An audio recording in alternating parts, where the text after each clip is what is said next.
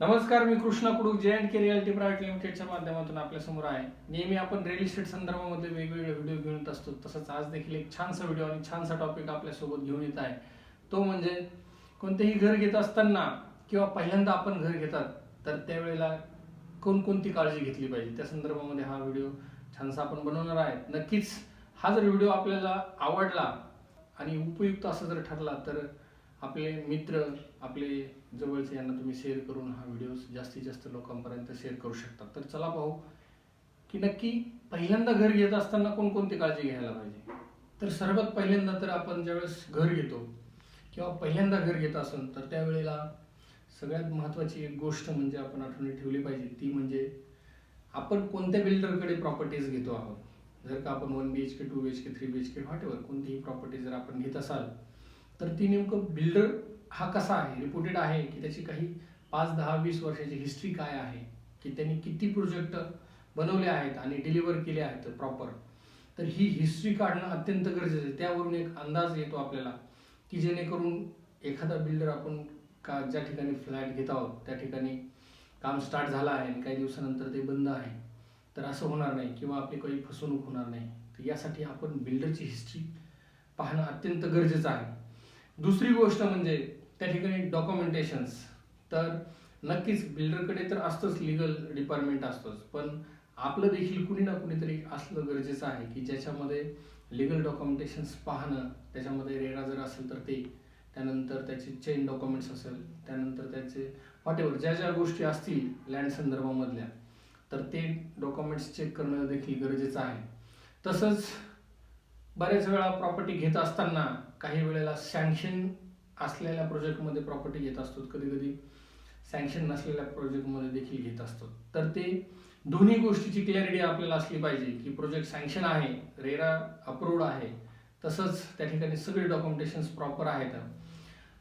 तसंच जर का आपण अनसँक्शनमध्ये घेत असाल, सँक्शन केलेल्या प्रॉपर्टीमध्ये जर का आपण घेत असाल प्रोजेक्टमध्ये, तर त्या ठिकाणी देखील आपल्याला कळणं गरजेचं आहे की बिल्डरची जी काय अमाऊंट आहे पूर्ण डेव्हलपमेंटसाठी तर ती अमाऊंट रिझर्व आहे का.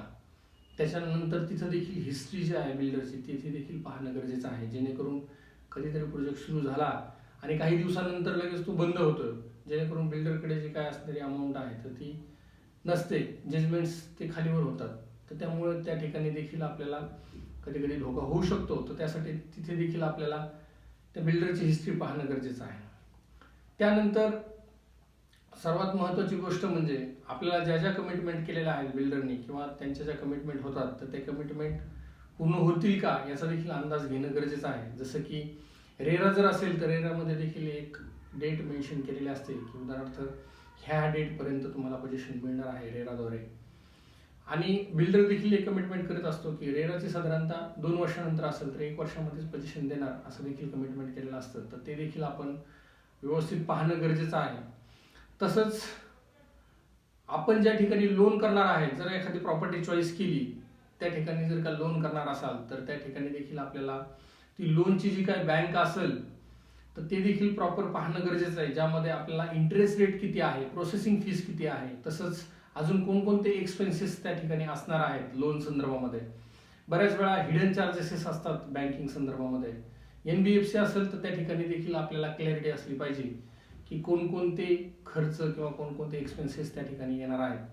लोन घेत असताना बऱ्याच वेळा घर तर चॉईस केलेलं आहे पण मात्र आपल्याला लोनची गरज असते. मग लोनची एखादी बँक, नॅशनलाइज बँक असेल किंवा प्रायव्हेट बँक असेल किंवा NBFC असतील तर त्या ठिकाणी आपण डायरेक्ट जातो आणि लोन संदर्भामध्ये ते प्रोसेस करीत असतो. तर आपल्याला ते देखील प्रॉपर पाहणं गरजेचं आहे की त्या ठिकाणी प्रोसेसिंग फीस आणि बाकीच्या गोष्टी तर काही हिडन चार्जेस नाहीत ना, ते देखील क्लॅरिटी असणं गरजेचं आहे.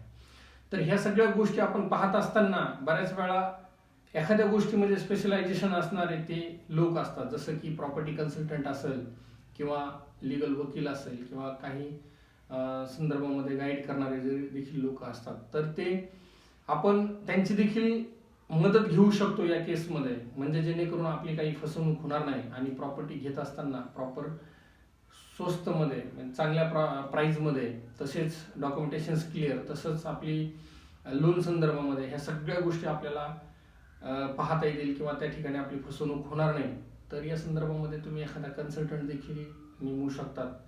त्याची देखील हिस्ट्री पाहून तुम्ही त्या ठिकाणी प्रॉपर्टी घेऊ शकतात. तर आजच्या व्हिडिओमध्ये आपण पाहिलं की पहिल्यांदा जर का प्रॉपर्टी, फ्लॅट किंवा कमर्शियल वाटेवर जी कोणती प्रॉपर्टी घेत असाल, तर ते घेत असताना कोणकोणती काळजी घ्यायची या संदर्भामध्ये आपण हे सगळे डिस्कशन्स केलेलं आहे. तर नक्कीच आपल्याला हा व्हिडिओ आवडेल अशी आशा आहे. आणि जर का व्हिडिओ आपल्याला थोडं जरी माहिती चांगली मिळाली असेल तर तुम्ही हा व्हिडिओ शेअर करा, सबस्क्राईब करा चॅनलला, तसंच बेल आयकॉनवर बटन दाबा आणि जास्तीत जास्त लोकांपर्यंत शेअर करा.